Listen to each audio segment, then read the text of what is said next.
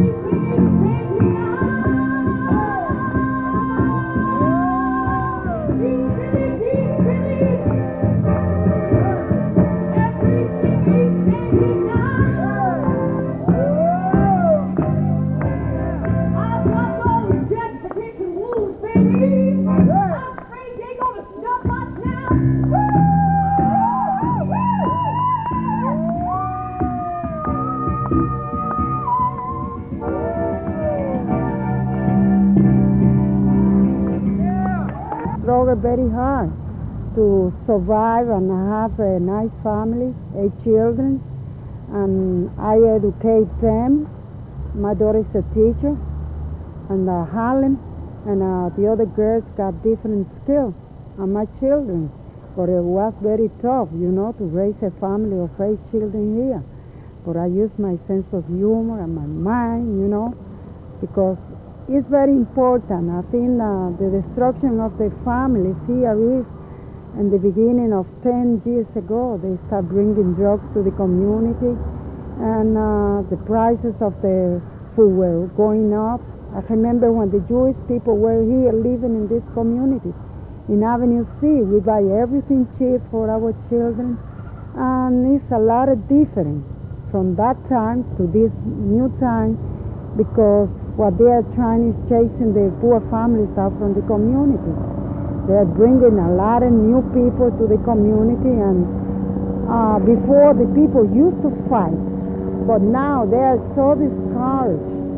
About the problem of escalating commercial rents, that it would become this serious, that it would threaten retail stores in all 5 boroughs of the city, that it would begin to destroy manufacturing and all blue-collar work in New York, and that it would then spread to theater, culture, and the arts. It is, in fact, those arts that are what make our city extraordinary. It is those arts that we have to find homes for, that we have to protect, and that we have to nurture if we're all going to survive. Everybody who wants to be hip and be a little bit different but is still making $50,000 plus a year can afford to live a bohemian life on the picturesque Lower East Side. And you too can rent a 5-floor walk-up with 3 rooms that has, until 3 years ago, rented for $133 for $1,400. You can do this. It's amazing. You can live like a poor person in total comfort on Lower East Side now.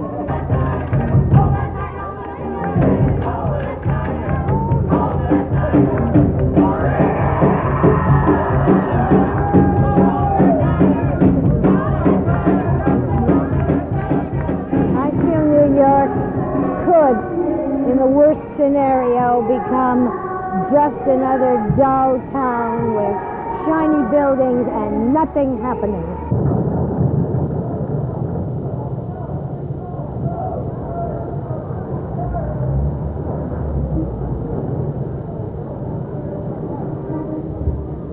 All things I should be grateful for, I've had my goodly share, as I sit here in the comfort of my easy chair. My fancy takes me to Lower East Side tenements, to fix the life of the real. It wasn't much like paradise, but in the midst of all, the sweetest maiden, one whom I fondly call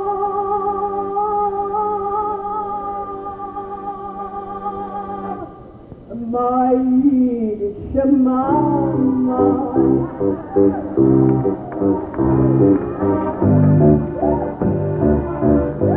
My Yiddish mama. I long to kiss her wrinkled brow. I long to hold her hand as I did in days gone by, and beg her to forgive me for the times I made her cry. My Yiddish mama.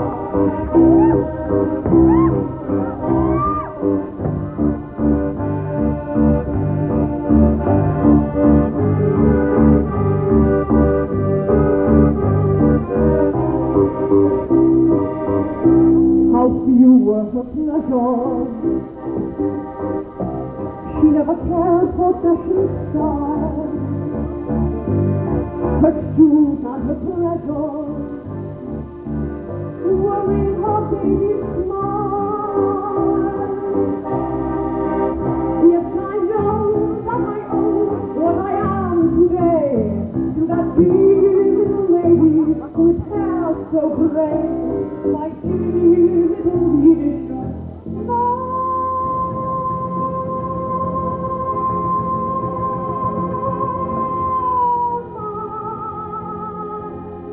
La la la la la la la la la la.